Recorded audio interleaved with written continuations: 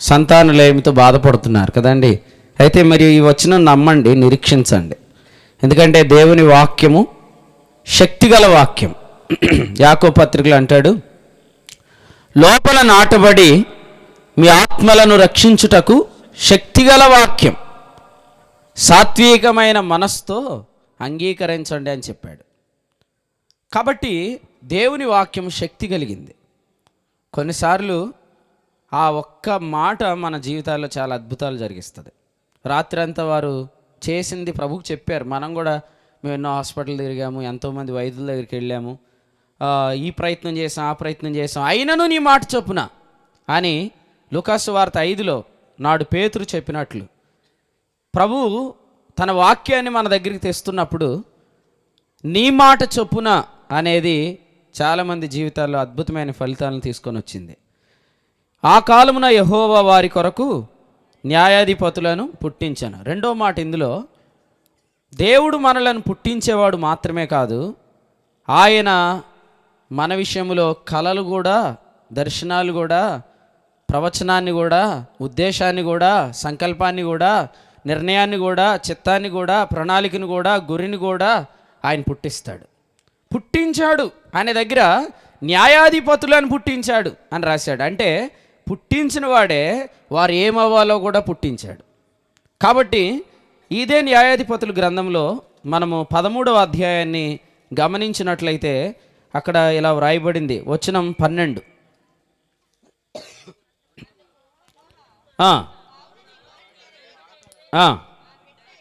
ఆ బిడ్డ ఎట్టివాడవుతాడు కదండి. మనం ఎవరిని అడగాలి ఈ మాట? డాక్టర్ని అడగలమా? డాక్టర్ని అడగలేం. ఈ మాట ఎవరిని అడగలేం, కానీ పుట్టించిన వాడిని అడగొచ్చు. ఏమని అడగొచ్చు? ఆ బిడ్డ ఎట్టివాడవుతాడు. ఈ రాత్రి తల్లిదండ్రులు పుట్టినందుకు ప్రభువుకి స్తోత్రం చెప్పండి. ఆ బిడ్డ ఎట్టివాడవుతాడో కూడా ప్రభువుని అడగండి. ఆ బిడ్డ ఎట్టివాడవుతాడు కదండి. ఆ బిడ్డ ఎట్టివాడయ్యాడు మనం గమనించినట్లయితే ఆ బిడ్డ గురించి ఇదే న్యాయాధిపతుల గ్రంథంలో 14వ అధ్యాయం 4వ వచనంలో ఇలా వ్రాయబడింది, ఫిలిస్తీయులకు ఏమైనా చేయుటకై యెహోవా చేత అతడు రేపబడెను అను మాట అతని తల్లిదండ్రులు కూడా తెలియదంట. నాకు అన్నీ తెలుసు అనుకోవద్దు, మా బిడ్డే కదా నాకు అన్నీ తెలుసు అనుకోవద్దు. అలా అనుకోవద్దు దయచేసి ఎవరు కూడా. ఈ రాత్రి పుట్టించింది ఆయనే కాబట్టి ఈ బిడ్డ ఎట్టివాడవుతాడో ఆయన అడగాలి. ఎట్టివాడవుతాడో పుట్టించిన వాడు ఎక్కడ వారిని రేపాలో అక్కడ వారిని రేపుతాడు. అపోస్తులు 3:26 అక్కడ ఏముంది? లేపుతాడు. ఆయన రేపుతాడు, ఆయన లేపుతాడు. అక్కడ ఆ లేపి అనే మాట దగ్గర ఫుట్ నోట్లో పుట్టించి కదండి. దేవుడు తన సేవకుని పుట్టించి లేదా లేపి కదా. ప్రార్థన చేద్దాం. ప్రభువా, నన్ను లేపినవాడవు నువ్వే, నన్ను రేపువాడవు నీవే కదా. మనల్ని అయినా రేపాలి. కొన్ని సందర్భాల్లో ప్రసంగం బాగా ప్రిపేర్ అయ్యి నిలబడ్డాడేమో అనుకుంటాం, కాదు. ఆ స్థలంలో ప్రభు తన సేవకుని రేపుతాడు కదండి. లేపినవాడు రేపుతాడు. గొప్ప సంగతి ఏంటంటే, మన దేవుణ్ణి బట్టి మన అతిశయం ఏంటంటే, ఆయన ఎక్కడ మనలను రేపాలో దానికి మనం లేపాడు. ఆయన మనల్ని ఎక్కడ రేపాలో దానికి మనం లేపాడు. ఈ సందర్భంలో సంసోనుడి దేవుడు ఆయన ఎందుకు పుట్టించాడంటే, ఫిలిస్తీయులకు ఏదైనా చేయడానికి అనే మాట మనం గమనిస్తున్నాం. కొన్ని సందర్భాలు ఎలా ఉన్నాయంటే, ఇక్కడ న్యాయాధిపతుల గ్రంథం 2వ అధ్యాయం 15, యెహోవా వారికి శత్రువు అన్నాడు కదా.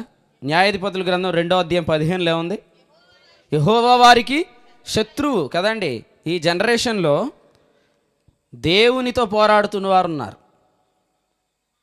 మాకు నిన్న ప్రభు ఇచ్చిన వర్తమానం సంఘాలలో ఏంటంటే, అసలు ఆ మనుషుల జోలికి మీరు పోవద్దు అంటే, దానికి ప్రభు యాంప్లిఫైడ్ వర్షన్ అన్నాడు.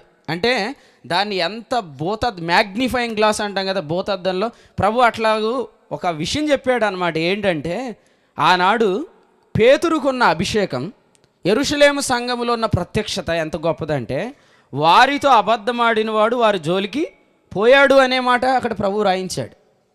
అంటే ఈనాడు మన సేవకుని మనం ఎలా చూస్తామంటే అన్నీ మనం ప్లాన్ చేసుకుంటాం, వచ్చి సేవకుడి దగ్గరికి వచ్చి అడుగుతాం కదండి. చనిపోయిన సందర్భాల్లో చాలాసార్లు కొంతమంది ఆదరణ కూడికి పెట్టమని అడుగుతారు. ఆదరణ కూడికి పెట్టమని అడిగేటప్పుడు కూడా ఎలా అడుగుతారు? 11వ రోజు పెట్టండి. మీరు అనుకోవటం ఏంటి, మమ్మల్ని పెట్టమంటం ఏంటి? ఎవరికి ఆదరణ కావాలి? ఆదరణ లేని వాళ్ళకి. మాకు ఆదరణ ఉంది కదా కదండి. ఆత్మకు శాంతి కలగలేదేమో అనుకునే వారికి ఆదరణ కావాలి. ఈ ఆత్మ యేసు ప్రభువు నమ్మినప్పుడే పరమాత్మతో ఏకమైపోయింది కదా. పరమాత్మతో ఏకమైన ఆత్మకు శాంతి ఏంటి కదా. అంటే ఇప్పుడు చూడండి, ప్రజలు ఎలా ఉన్నారంటే వాళ్ళు ఏదో అనుకుంటారు, అది వచ్చి మన దగ్గరికి వచ్చి చెప్తూ ఉంటారు. ఆల్రెడీ వీరు ఎక్కడికి వెళ్ళి వచ్చారు? యెహెజ్కేలు గ్రంథం 14 అధ్యాయాలు అంటాడు, ఈ పెద్దలు నీ ముందు కూర్చున్నారు, నరపుత్రుడా నీకు హృదయం తెలియదురా బాబు, నేను అంతరింద్రియములను హృదయములను పరీక్షించువాడను. యోహాను 2:24 అంటాడు, అసలు నాకు మనిషిని ఆంతర్యం తెలుసు అంటాడు. ఏ మనుషుడి గురించి నాకు సాక్ష్యం ఇయ్యా అవసరమే లేదంటాడు. ఆయన అంటాడు, వీళ్ళ హృదయాలలో ఏముందో నాకు తెలుసు అంటాడు. 8వ అధ్యాయంలో తీసుకెళ్ళి అంటాడు, ఆ గోడ కన్నం దవ్వు, అందులో ఒక సందు ఉంది కదా, ఆ సందులోకి నువ్వు రా, ఈ గోడ మీద వాళ్ళు ఏం రాశారో చూడు, ఇంటి మీద వాళ్ళు ఏం గీశారో చూడు. అంటే కన్నం దవ్వితే కానీ మనం లోపలికి వెళ్ళి చూడలేనివి ఆయన కన్నం దవ్వి చూడాల్సిన అవసరమే లేదు. ప్రాణాత్మలను కీళ్లను మూలుగును విభజించినంత మట్టుకు దూరి ఆయన హృదయములో ఉన్న తలంపులను పరిశోధిస్తున్నాడు. తమ్ముడు సెల్ఫీ అయిపోతాడు చూడండి, వినండి. మీ గురించే వాక్యం ఇది. మీటింగ్ మీదే, బ్యాటింగ్ కూడా మీకోసమే. వినండి, అందరూ వినండి, అందరు క్షేమం కలుగును గాక. నా కళ్ళు మామూలు కళ్ళు కాదు, మరి క్షమించాలా. హృదయాంతర్యంద్రియములు పరీక్షించేవాడు మన తలంపుల్ని ఏం చేస్తున్నాడంట? శోధిస్తున్నాడంట. మనం లెక్క చెప్పవలసిన వానికి మరుగు లేక సమస్తము తేటగా కదండి. మనం వచ్చి నువ్వు ఆయన ఈ క్వశ్చన్ అడుగుతాడు, ఏమని నువ్వు ఎక్కడికి వెళ్ళేవారు అబ్బాయి అని అడుగుతాడు. అప్పుడు నేను ఏం చెప్పాలని మనం ప్రిపేర్. ఆయన అది అడగడం, నువ్వు అక్కడి నుంచి వచ్చావా అని అడుగుతాడు డైరెక్ట్. ఎలీషా గేహజీని ఏమడిగాడు? నువ్వు ఎక్కడి నుంచి వచ్చావు, ఎక్కడికి వెళ్ళావు అని అడిగాడు. ఏమన్నాడు? నేను ఎక్కడికి పోలేదు అన్నాడు. ఏమన్నాడు అప్పుడు కదండి? హచ్చు డాగ్ వేరెవర్ యు గో అన్నట్టు నువ్వు ఎక్కడికి వెళ్ళినా నా మనసు అలాగే. మీరు ఎక్కడెక్కడ ఉన్నారో, ఏమేమి ఆలోచిస్తున్నారో హృదయాలను ఎరిగిన దేవుడు తన సేవకునికి ఉపదేశం ఇచ్చి చెప్తున్నాడు. వాళ్ళ హృదయాల్లో ఇది ఉంది, కానీ ఏమి ఎరగనట్లు నీ ముందు కూర్చొని మీరు చెప్పండి అయ్యగారు ఎప్పుడు పెడదాం మీటింగ్ అని అడుగుతున్నారు. కానీ ఆల్రెడీ వాళ్ళు ఎక్కడికి వెళ్ళారో అనేది ఆయనకి తెలుసు కదా.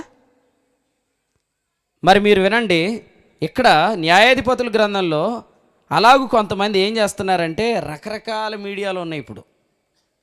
ఈరోజు మనకి చాలా రకాల సోర్సెస్ ఉన్నాయి కదండి. దేవుని పిల్లలు ఆత్మ ద్వారానే అన్నీ తెలుసుకోవాలి. ఇక దేని ద్వారా కూడా ఇన్ఫర్మేషన్ లాగకూడదు. లాగితే దొరికితే దొరకవా. మీరు కావాలంటే నా గురించి మా శ్యామ్ ఎక్కడున్నాడు, ఇప్పుడు ఆ తమ్ముడు దగ్గరికి వెళ్ళి అసలు లూక్ బర్నబాస్ అంటే ఎవరు అని అడగండి. ఆ అబ్బాయి మీకు ఒక ఇన్ఫర్మేషన్ మీకు ఇస్తాడు ఓపెన్ చేసి. నాకు తెలియని ఇన్ఫర్మేషన్ అందులో ఉంటుంది. అర్థమైందా? అసలు నా గురించి నేను రాసుకోలేను, నాకు అంత ఇంగ్లీష్ కూడా రాదు, అంత జ్ఞానం కూడా లేదు నాకు. కానీ నాకు తెలియని ఇన్ఫర్మేషన్ అందులో ఉంది. అంటే ఈరోజు మన గురించి లాగాలే కానీ ప్రతి ఒక్కరి దగ్గర ఏముంది? ఇన్ఫో. అందరు ఎన్సైక్లోపీడియానే, అందరి దగ్గర ఇన్ఫర్మేషన్ ఉందన్నమాట. కాబట్టి మనకి ఇప్పుడు ఈజీ ఏమైపోయింది? అతని గురించి మీకేమి తోచుచున్నది కదా. మనం అంతా లాగేస్తున్నాం అన్నమాట. ఎక్కువగా మనము కలెక్షన్లో ఉన్నాము. We are gathering the information and we have an opinion. మనకు ఒక ఇన్ఫర్మేషన్ లాగేయటము, ఒక ఒపీనియన్ పెట్టుకోవటము, ఆ ఒపీనియన్లో ఉండి ఇతరులతో మాట్లాడటము. ఇది యేసు ప్రభునామంలో కొట్టివేయబడును గాక. అర్థమైందండి? బెన్యామీను సంచిలో ఏం దొరికింది? గిన్నె దొరికింది కదండి. గిన్నె దొరికితే ఆ ఐగుప్తీయులు ఏమంటారు? అసలు ఏ గిన్నె పట్టుకొని మా ప్రభువు మరి శకునాన్ని చూస్తాడో ఆ గిన్నె పట్టుకొచ్చారన్నాడు. నిజం చెప్పండి, దేవుని పిల్లలు నిజంగా గిన్నెను బట్టి శకునాలు చూస్తారా? యోసేపు అలాగే తెలుసుకున్నాడా దేవుని దర్శనాన్ని, కలను? కాదు. గలతీ పత్రిక 5:5లో చెప్పాడు, ఆత్మ ద్వారా ఎదురు చూస్తున్నాం కదండి. మనం ఏ ఇన్ఫర్మేషన్ అయినా పరిశుద్ధాత్మ ద్వారా తెలుసుకోవాలి. దేవునికి స్తోత్రం. మీకు అట్టి స్వస్థ బుద్ధి కలుగును గాక. అన్నిటి యందు నాకు స్వాతంత్రము కలదు, అన్యు క్షేమాభివృద్ధి కలిగి. మనము ఎవరినైనా అడగొచ్చండి. ఎవరొద్దా అంటారు? ఇప్పుడు వాక్యం చెప్పాడు కదా, ఎలా చెప్పాడు? అడగొచ్చు. ఇప్పుడు ఈయనేమంటాడు? ఖచ్చితంగా ఏమంటాడు చెప్పండి?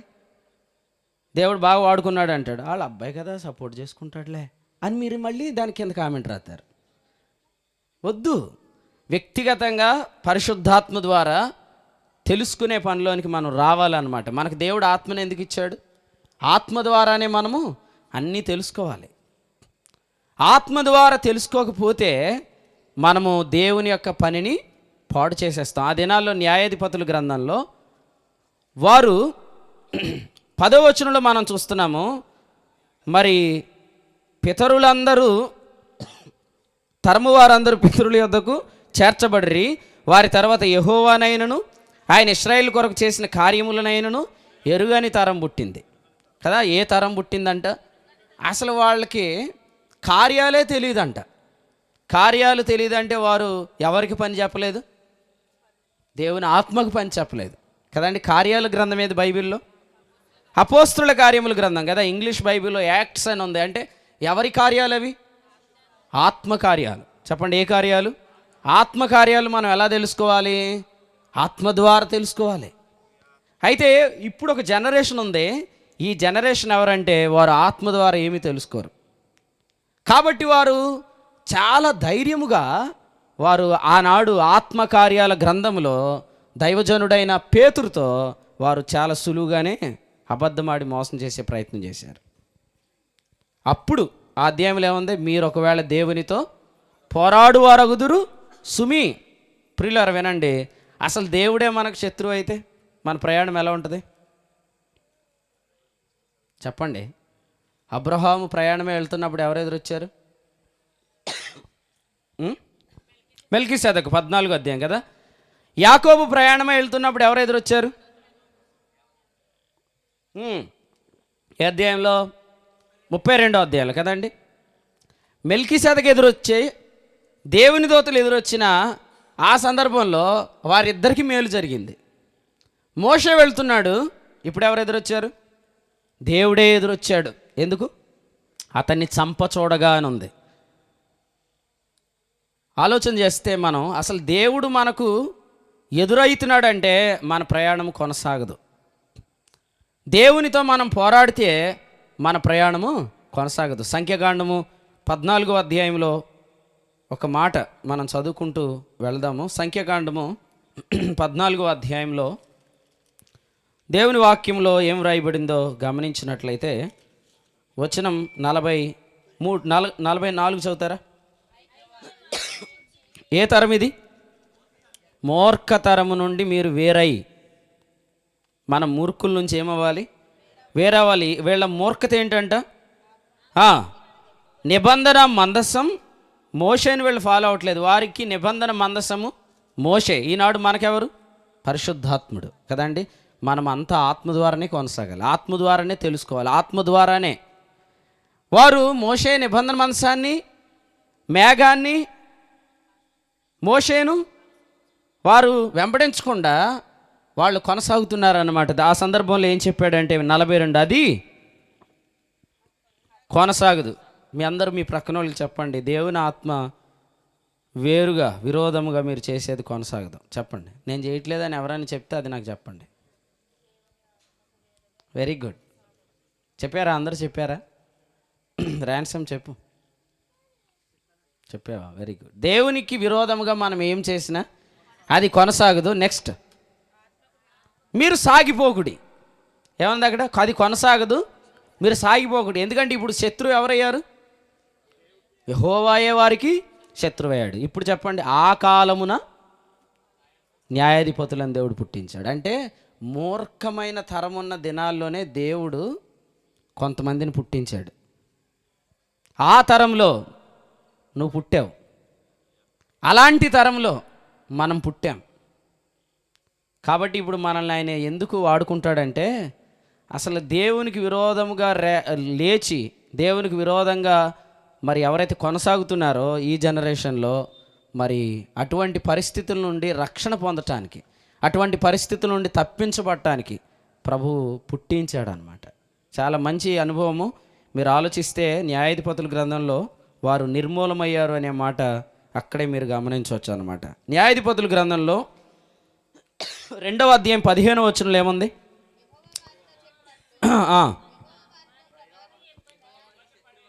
ప్రమాణం చేసినట్లు వారు పోయిన ప్రతి స్థలమున వారికి బాధ కలిగిందంట, ఇబ్బంది కలిగిందంట కదండి. దేవునితో పోరాడే వాళ్ళకి ఏం కలుగుతుంది? బాధ కలుగుతుంది. ఇంకేం కలుగుతుంది? మిక్కిలి ఇబ్బంది కదా. ఏదైనా ఎలా జరిగిపోతే బాగుంటుంది? సాఫ్ట్గా కదండి. గో విత్ ద ఫ్లో అంటారు. గో విత్ ద ఫ్లో అంటే ప్రవాహం ఎటుందో అటే వెళ్ళిపో కదండి. ఈనాడు ఏ ప్రవాహం ఉంది? ఆత్మకార్యాల ప్రవాహం. ఆత్మకార్యాల ప్రవాహానికి కరుణకుమార్ గారు, దీవెన గారి బిడ్డ ఏమవ్వాలి? ఆ ప్రవాహంలో వెళ్ళాలి. ఆ ప్రవాహానికి ఎదురొద్దు. వారే కాదు, ఇక్కడ కూర్చున్న ఎవరైనా కూడా దేవుని యొక్క ప్రవాహానికి ఎదురు రావద్దు. ఎందుకు రావద్దంటే ఈ ఒక మంచి మాట చెప్పాడు చూడండి. ఎవరంటే సమూయేలు గ్రంథంలో, మొదటి గ్రంథంలో ఒక మాట చదువుదాం. సమూయేలు మొదటి గ్రంథం 2వ అధ్యాయం 25వ వచనం.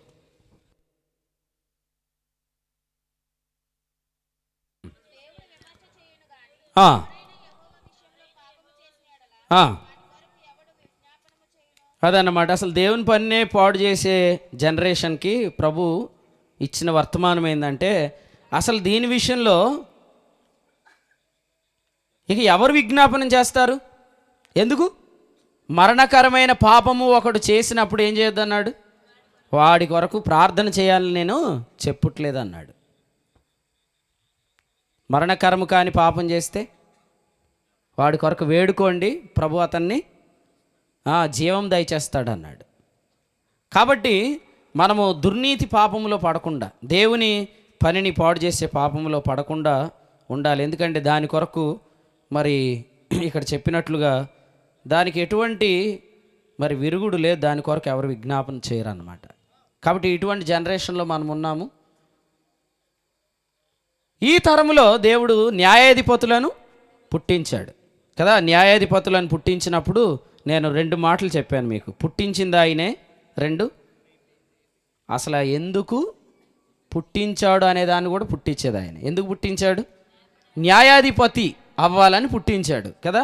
కాబట్టి ఆ న్యాయాధిపతి అనే దర్శనాన్ని కూడా ఆయన ఏం చేశాడు? పుట్టించాడండి. దేవునికి స్తోత్రం. అందుకనే ఆదికాండంలో 37వ అధ్యాయంలో ఒక మాట ఇలా వ్రాయబడింది. ఒక్కసారి తీయండి. ఆదికాండము 37వ అధ్యాయము 19 చదవండి. వారు కలలు కనువాడు వచ్చున్నాడు కదండి. ఈ మీటింగ్ ఎవరు వచ్చారు? ఇందాక పాట పాడింది ఎవరండి? పిల్లలను కన్నవాళ్ళు, అంతేనా? ఆ బిడ్డను కన్నవాళ్ళు వచ్చారు ఇక్కడికి. అందుకని మనం ఏమనుకుంటామంటే ఈ బిడ్డను వీళ్ళే కన్నారు కదా అనుకుంటాం. కానీ ప్రభు ఏం చెప్పాడు? వారు నేనే పుట్టించాను అన్నాడు. 2 ఇప్పుడు 2వ టైటిల్ ఏంటి? ఈ రాత్రి మీటింగ్ పెట్టేసి ఏదో పెద్దదేదో చేసేయాలని వీళ్ళు ఏమనుకుంటున్నారు? కలగనేస్తున్నారు కదా. కళ కూడా వాళ్ళకి అన్నది కాదు. యోసేపు కళను కన్నాడు కాదు, యోసేపుకు దేవుడే కళను కనిపించాడు. ఇంకా చెప్పాలంటే పిల్లలు మనకు పుట్టారు కానీ పుట్టించింది ఆయనే. కళ మనం కన్నాము కానీ దాన్ని కన్నింది కూడా ఆయనే. కాబట్టి కళలన్నీ పుట్టేది దేవుడికే. అట్లా అండి. ఎయిర్పోర్ట్లో ఉన్న వాళ్ళు ఎవడు వద్దా అడవండి. రైట్, చదువుతారా? నెక్స్ట్ వచ్చిన చదవండి. చదవండి సార్. 20 వీడిని చంపేద్దాం, వీడిని చంపేద్దాం, వీడిని చంపేద్దామని ఎందుకు అనుకుంటున్నారు? ఈ కళ కనింది ఎవరు? యోసేపు అనుకుంటున్నారు కదండి. అసలు ఈ కళ ఎవరుగా అన్నారు? ఆయన ఏం చేయలేం, చంపలేం. జీవమునకు ఆది అయినను అంతమైనను లేనివాడు కదండి. సమీపింపరాని తేజస్సులో ఆయన మాత్రమే వసించు అమరత్వము గలవాడు. అమరత్వుని కళ ఇది. అమరత్వము గలవాని కళను మనం చంపలేం. అందుకని వీళ్ళు ఏమంటారంటే, వీడిని చంపుదాం, గుంట తెద్దాం, గుంటలో కళను పాతి పెడదాం, వీని కళలు ఏమగునో చూతుము. గుంటలో పెడితే గుంటలో ఉండేవాడు కాదురా సోదరా. మరణము ఆయనను బంధించి ఉంచుట అసాధ్యము గనుక దేవుడు మరణ వేదనలు తొలగించి ఆయనను లేపెను అనే మాట ఎంత అద్భుతం. మరణము ఎరుగనివాడు మరణము రుచి చూశాడు. మరణము రుచి చూసిన వాడు సమాధిలో బంధించబడలేదు. మత్తయి సువార్త 2:2. యూదుల రాజుగా పుట్టినవాడు ఎక్కడున్నాడు? ఆయన ఎక్కడ లేడు. ప్రపంచంలో యేసు ప్రభు లేని ఏకైక చోటు సమాధి. యేసు ప్రభు ఉన్న ఏకైక చోటు 2-3 నా నామమున ఎక్కడ కూడి ఉందరో వారి మధ్య నేను ఉన్నానన్నాడు. సంఘము లేని స్థలం చెప్పండి ప్రపంచంలో ఇప్పుడు కదా. అంటే క్రీస్తు అన్ని స్థలాల్లో ఉన్నాడు, కానీ ఒక్క స్థలంలో లేడు. సమాధిలో లేని క్రీస్తు, సంఘములో ఉన్న క్రీస్తు కదండి. నాకు అద్భుతం ఏంటంటే ఇది, నేను వీళ్ళ పెళ్ళిలో వాక్యం చెప్పినప్పుడు వీడియో కెమెరాలో దీన్ని నేను ఏమనుకున్నానంటే, ఇది నిజంగా ఈ దీపాలని వెలుగుతున్నాయి ఇది అనుకున్నాను నేను నిజంగా. అది నాకు మూవ్ అవుతున్నట్టే కనపడింది వీడియోలో. కానీ ఇందాక చూశాను, ఇది ఒక వాల్పేపర్ అనేది ఇందాక చూశాను. అక్కడ ఏముంది? సంఘముల మధ్య కదండి. 7 దీపస్తంభములు, 7 సంఘములు. ప్రకటన 1:13 ఆయన సంఘముల మధ్య ఉన్నాడు. సమాధిలో ఆయన లేడు. మత్తయి 28:6 ఆయన ఇక్కడ లేడు, సంఘముల మధ్య ఉన్నాడు. ఆయన ఎక్కడ పెడదాం అనుకున్నారు? గుంట తెద్దాం, గుంటలో కళను పెడదాం, దాన్ని పాతేద్దాం అనుకున్నారు. కానీ కళను గనింది ఎవరు? దేవుడు. యోసేపును కన్నదెవరు? దేవుడు. కాబట్టి నువ్వు యోసేపును పాతెట్టలేవు, యోసేపు కళను కూడా పాతి పెట్టలేవు. ఇంకో విషయం తెలుసా? దానిని నేను నెరవేర్చుటకు ఆతురపడుతున్నా అన్నాడు ఇర్మియా గ్రంథంలో. నేను నీకు ఇచ్చిన కళను కదా. ఇందాక ఫిలిప్ గారు ప్రార్థన చేస్తున్నప్పుడు ఒక మాట అన్నాడు. ఆయన ఏమన్నాడంటే, నీ సేవకుడికి ఇచ్చిన దర్శనము నెరవేరాలి అన్నాడు కదా. మీరు విన్నారు లేదు ప్రార్థన? నేను విన్నాను. నీ సేవకుడికి ఇచ్చిన దర్శనం ఏమవ్వాలి?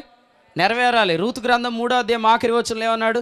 దీనిని నెరవేర్చితేనే కానీ ఆయన ఊరకుండడు అన్నాడు. ఆయన ఎవరు?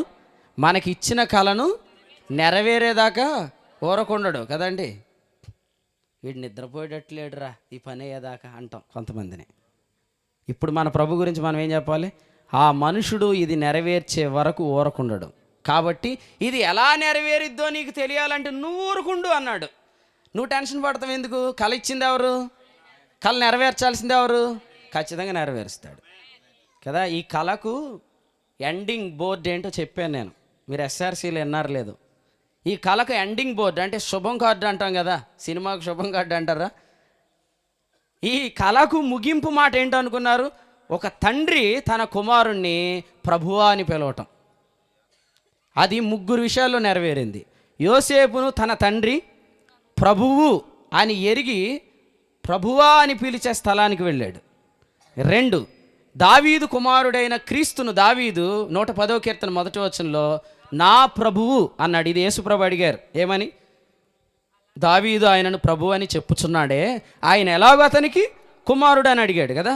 దావీదు యేసుక్రీస్తు నువ్వు ప్రభువు అని పిలిచాడు. 3, హెబ్రీ పత్రిక 1వ అధ్యాయంలో తండ్రి అయిన దేవుడు కుమారుని ఏమన్నాడు? ప్రభువా నీవు ఆదియందు భూమికి పునాది వేసితివి, ఆకాశములు కూడా నీ చేతి పనులే, అవి నశించును కానీ నీవు నిలిచి ఉందువు, అవి ఉత్తరీయము వలె మడిచివేతువు కానీ నీవు ఏకరీతిగా ఉందువు అన్న చెప్పాడు. నీ సంవత్సరములు తరగవు అన్నాడు. కాబట్టి తండ్రి తన కుమారుని ప్రభువా అని పిలిచే రోజు వచ్చేదాకా నువ్వెన్ని గుంటలు తీసినా సోదరా, కళ పాతి పెట్టడం నీ వల్ల కాదు. ఒకవేళ ట్రై చేసి చూద్దామని యేసుప్రభుని సమాధిలో పెట్టి వాళ్ళు డబ్బులు పంచారండి. ఆ రోజు డబ్బులు పంచారు. ఏమని పంచారంటే, ఏమో ఈ శిష్యులు ఎంతకైనా తెగిస్తారు, ఈ శవాన్ని ఎత్తుకెళ్ళిపోయి ఆయన లేచాడని చెప్తారని అనుకున్నారు కదా. మహా అయితే ఎంత పంచి ఉంటారు డబ్బులు? సరే 10 లక్షలు అన్నాడు కాబట్టి ఎవరి పాట ఇది? ప్రసాద్ గారి పాట 10,000, 10 లక్షలు 10 లక్షలు పంచిన మాట ప్రపంచం వెళ్ళిందా? లేచి ఉన్నాడనే మాట ప్రపంచం వెళ్ళిందా? మీకు పైనుండి డబ్బులు వస్తున్నాయి అనుకునే వాళ్ళందరికీ నేను గట్టిగా చెప్తున్నాను, మా పరిచర్యలో ఏ సంస్థ లింక్ లేదు. మాకు సంఘము ద్వారా పోషించబడాలి అనే పరిచర్య ఇదన్నమాట. అటువంటి పరిచర్య మీరందరూ కూడా చేయుదురుగాక. ఎందుకంటే ప్రభు నియమించాడు. 9వ అధ్యాయం కొరింథీ పత్రికలో సువార్త ప్రచురించేవారు సువార్త వలన జీవించాలి. 2వ పత్రిక 11లో సంఘము దగ్గర జీతము తీసుకోవాలన్నాడు. కాబట్టి పైనుంచి ఏ సంస్థ నుండి కూడా మనం పోషించబడటము దేవుని చిత్తం కాదు. అయినా ఇప్పుడు పరిస్థితులు అలా కూడా లేవులే అండి, దేవునికి స్తోత్రం. మనము పైనుండి వచ్చే డబ్బులు పుచ్చుకొని చెప్తున్న మాటలు కాదు ఇవి. మా తమ్ముడు రాజేష్ని చాలామందిని ప్రభావితం చేస్తున్నాడని ఈ మధ్యకాలంలో ఒక ఆయన ఫోన్ చేసి ఈ వాక్యం చెప్పడానికి నీకు ఎంత డబ్బులు ఇస్తున్నారని అడిగాడంట.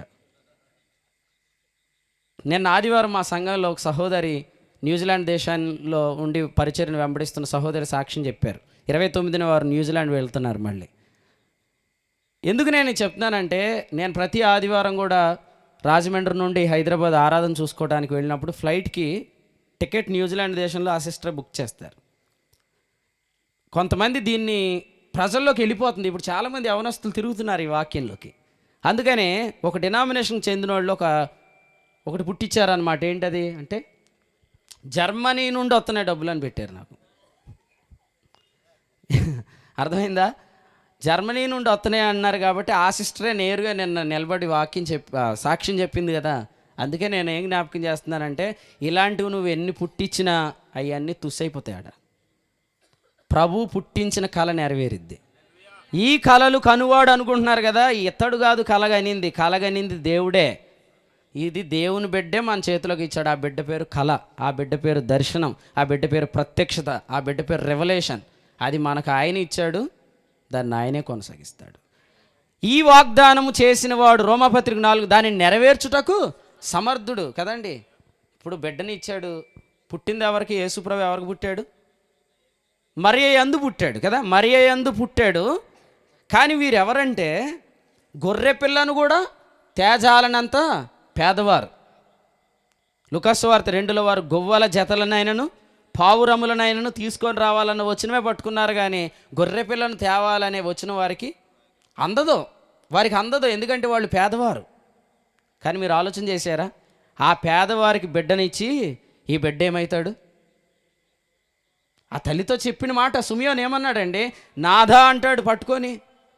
ఏంట్రా బాబు, మనకి ఇచ్చిందేమో ఒక బిడ్డనే.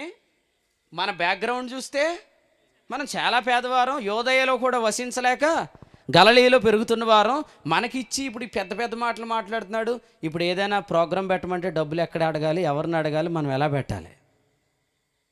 అందుకనే వారి దగ్గరికి ప్రభువు బంగారం తెచ్చే జ్ఞానం తెచ్చాడు.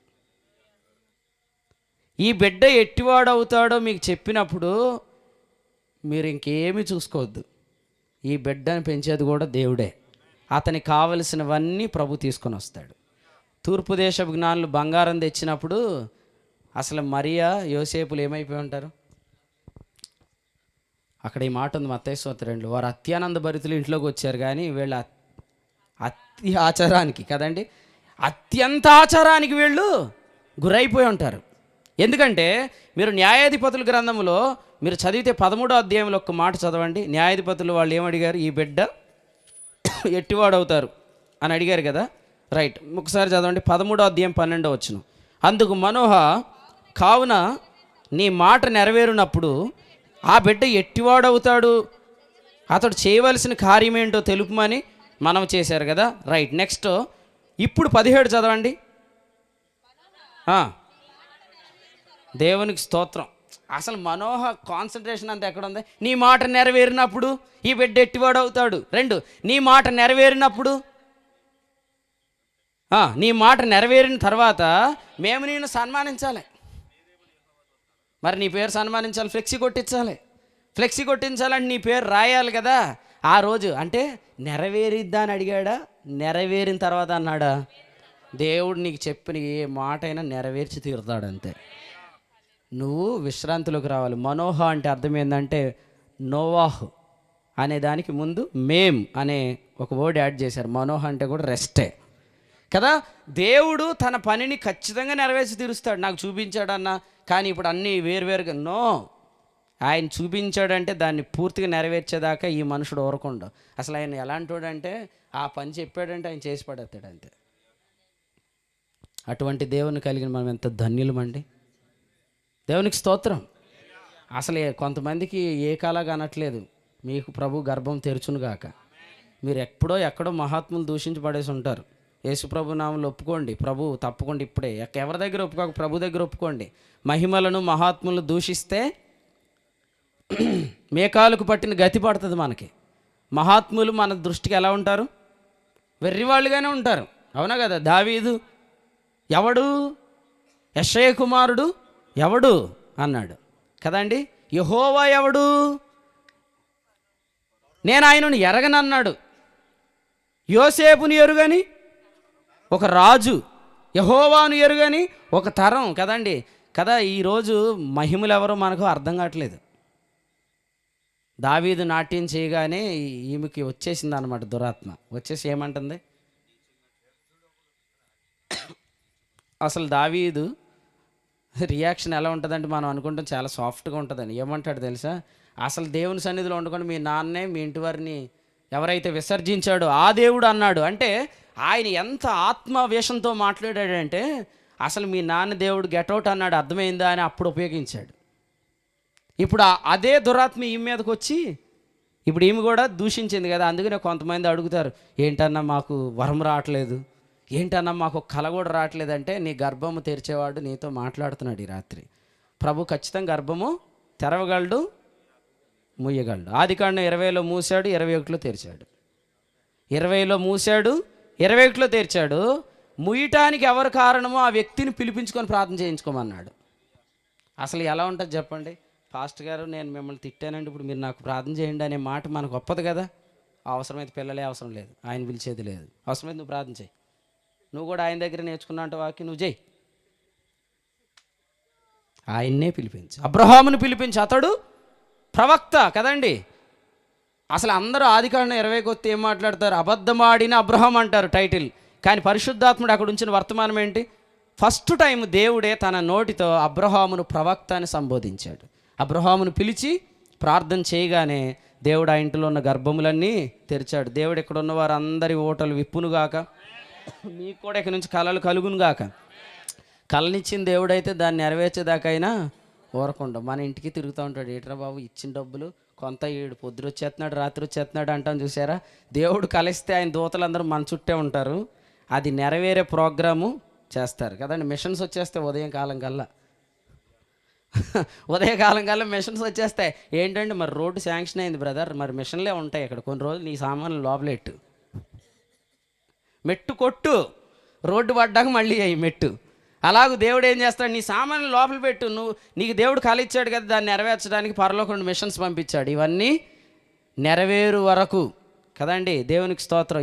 ఈ రోజే నెరవేరుస్తానని చెప్పింది దేవుడు. ఎంత గొప్ప దేవుడు. నేడు అనబడు సమయంలో ప్రభు అద్భుత కార్యాలు జరిగిస్తున్నాడు. అందుకనే ఈ న్యాయాధిపతుల గ్రంథంలో మరి కళ నెరవేరుద్ది కదండి. మరి నెరవేరినప్పుడు నేను నిన్ను సన్మానించాలి కదా. నేను నిన్ను సన్మానించాలంటే నీ పేరేమి అని అడిగితే ఆయన అన్నాడు, అది చెప్ప సఖ్యం కాదు. నెక్స్ట్ వచనంలో ఏముంది? న్యాయాధిపతుల గ్రంథంలో అది చెప్ప సఖ్యం కాదు అన్నాడు. ఇంగ్లీష్ బైబిల్లో ఏముంది? My name is wonderful. ఆయన ఏమన్నాడు? నా పేరు ఆశ్చర్యకరుడు అన్నాడు. దేవునికి స్తోత్రం. వారు అత్యానందభరితులు ఇంట్లోకి వెళ్తే వీళ్ళు అత్యంత ఆశ్చర్యానికి గురైపోతారు. ఎందుకంటే అరే ఈ బిడ్డ పెద్ద వ్యక్తి, ఈయన గురించి ఆ సుమియోను పెద్ద పెద్ద మాటలు పలికాడు. మరి ఈ మాటలు నెరవేరాలంటే ఈ బిడ్డను మనం పెంచలేమే అనుకుంటున్న దినాల్లో తూర్పు దేశపు జ్ఞానులు బంగారము కదా. దేవునికి స్తోత్రం. ఎంతమంది వచ్చారు ఆ రోజు జ్ఞానులు? ఎక్కడ ఉంది? ముగ్గురని ఉందా? ముగ్గురని లేదన్నా మేము గూగుల్లో చూస్తే 3 ఒంట్లే ఉన్నాయి. 3 ఒంట్లు ఉన్నాయని మీరు ఎందుకు అనుకున్నారు? అంటే బంగారం ఐటెంలు 3 అయితే ముగ్గురుని. ఇప్పుడు ఈ రాత్రి ఎన్ని ఐటెంలు అయితే అంతమంది కాదు. తూర్పు దేశపు జ్ఞానులు ఎంతమంది వచ్చారు మనకు తెలియదు కదండి. గొర్రెలు కాపరులు అందరూ మందను కాసుకుంటున్నారంటే స్కిట్లో వాళ్ళందరూ మంట కాసుకుంటూ ఉంటారు. లేఖనానికి దూరమయ్యాం, స్కిట్లకు దగ్గర అయిపోయాం. స్క్రిప్ట్ ఏది ఉంటే అది స్కిట్లోకి వచ్చేస్తుంది, కానీ స్క్రిప్చర్ రాట్లా. ఈరోజు మనం లేఖనాలను మళ్ళీ వెలుగులోనికి తేవాలి కదా. వాళ్ళు మందను కాస్తున్నారు, మంటను కాదు. వీళ్ళు ముగ్గురు కాదు, ఎంతమంది వచ్చారో ప్రభుకి స్తోత్రం కదండి. ముగ్గురు వచ్చారు, ఒకళ్ళు బంగారం, ఒకళ్ళు బోళం. ఒకటి పేరు బంగారం, ఒకళ్ళు బోళం, ఒకటి సాంబ్రాణి ఇట్టారు మీరు పేరు. అట్లు బట్టి అంటే ఎట్టనా, ఈ రాత్రి ఒకడు 1000 మంది కదా. నువ్వు ఎంతమంది ఎంతమంది అని నువ్వు అనుకుంటే కుదరదు. అక్కడక్కడ ఒక్కడే, ఇక్కడ ఒక్కడు 1000 మంది. కాబట్టి నీ లెక్క మార్చుకోవాలి సోదరుడా. అద్భుతం ఏంటంటే బంగారం వాళ్ళు ఎంత తెచ్చారంటే, మరి వాళ్ళు మొయ్యలేక ఒక బంగారాన్ని, ఒక ఐటెంని ముగ్గురు మోసుకొని వచ్చి ఉండొచ్చు కదా. మీరు ఎందుకు అలా ఆలోచించరు? ఈ రాత్రి ఒక్క ఆత్మైనా రక్షించు ప్రభు. ఏంటి, అనేకులు ఈ రాత్రి రక్షించబడుదురుగాక కదండి. ఈ రాత్రి ఒక్కరైనా సత్యం, ఒక్కరు కాదు అనేకులు వచ్చుదురుగాక. ఒక్కరైనా అనే ప్రార్థన ఎవరు చేశారు? యాషవ్ చేశాడు. ఒక్క ఆశీర్వాదమైనా లేదా? మన దేవుడు పెట్టిన పేరేంటి?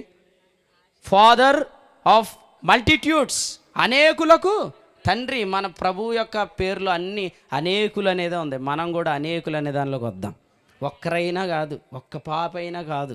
ఒక్క పాపి రక్షించబడితే ఆనందం అన్నాడు, కానీ ఒక్కడే అనేది కాదు, అందులో అనేకులు కదండి. అనేక మంది ఈరోజు సత్యం వైపు త్రిప్పబడుదురు గాక. ఈ బిడ్డ ఎట్టివాడు అవుతాడో మీరు నమ్మితే దానికి కావాల్సిన వనరులు కూడా ఆయనే పంపిస్తాడు. జీవమునకును భక్తికిని కావలసిన వాటిని అన్నింటినీ మనకు దయచేసేవాడు ఆయనే. పేతురు 2వ పత్రిక 1వ అధ్యాయంలో పిలిచింది ఎవరు? ఆయనే. ఎందుకు పిలిచాడు మనల్ని? ఉన్నతమైన బహుమానం పొందడానికి పిలిచాడు కదండి. ఈ ప్రపంచంలో ఎవ్వరు ఇవ్వలేని రివార్డ్ దేవుడు ఇవ్వడానికి పిలిచాడు. అయితే ఇది గ్రేట్ కాల్. గ్రేట్ కాల్లోనికి మనల్ని పిలిచిన దేవుడు మన జీవితంలో ఆ కాలుకు తగినటువంటి విధానాలు నడిపిస్తాడు. మనకు కావలసిందల్లా ఏంటంటే పిలిచిన వాని గురించిన అనుభవ జ్ఞానం. నన్ను పిలిచింది ఎవరు కాదు? గలతీ 1:1 ఏ మనుషుల మూలముగానైనను మనుషుల వలనైనను కాక యేసుక్రీస్తు వలనను ఆయనను మృతుల్లో నుండి లేపిన తండ్రి అయిన దేవుని వలనను. యేసు ప్రభు వల్ల, తండ్రి వల్ల నేను పిలువబడ్డాను.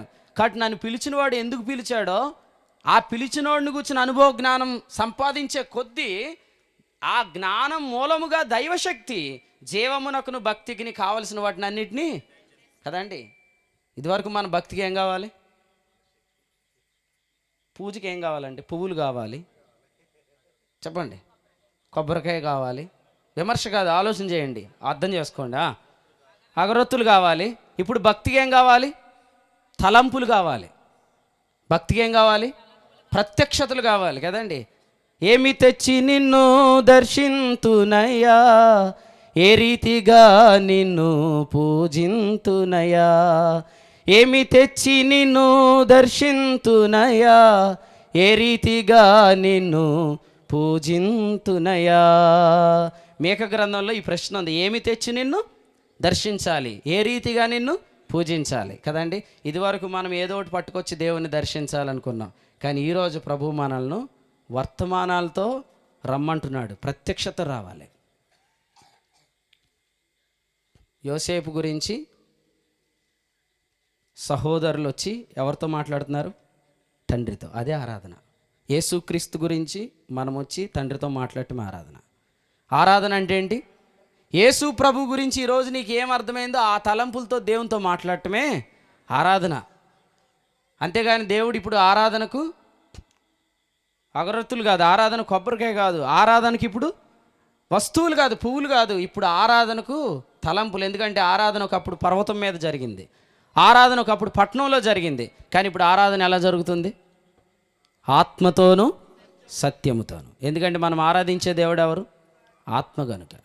కాబట్టి ఆత్మయ్య ఉన్న దేవుణ్ణి ఆరాధించటానికి ప్రభువు మనకు సంగతులను ఇస్తాడు. జీవానికి భక్తికి కావాల్సిన వాటన్నిటినీ దయచేస్తాడు. మన ప్రార్థన మారాలండి. నేను చాలాసార్లు నేర్చుకుంటున్నాను, మీకు కూడా జ్ఞాపకం చేస్తున్నాను. రూతు గ్రంథం 1వ అధ్యాయంలో రూతు బోయాజుని ఎరగదు. 2వ అధ్యాయంలో అతనిని నాకు పొలంలో అవకాశం ఇచ్చిన వాడు అని ఎరిగింది. కానీ 3వ అధ్యాయంలో సమీప బంధువుడు అని ఎరిగింది. 4వ అధ్యాయంలో నా పురుషుడు అని ఎరిగింది కదా. మనం ఇంతకాలమైంది వస్తున్నాము. అనుదినం మనకు తండ్రితో మాట్లాడే విధానంలో రూపాంతరత రావాలి. భక్తికి కావాల్సినవి ఇస్తాడంట, జీవానికి కావాల్సినవి కూడా ఇస్తాడు. దేవునికి స్తోత్రం.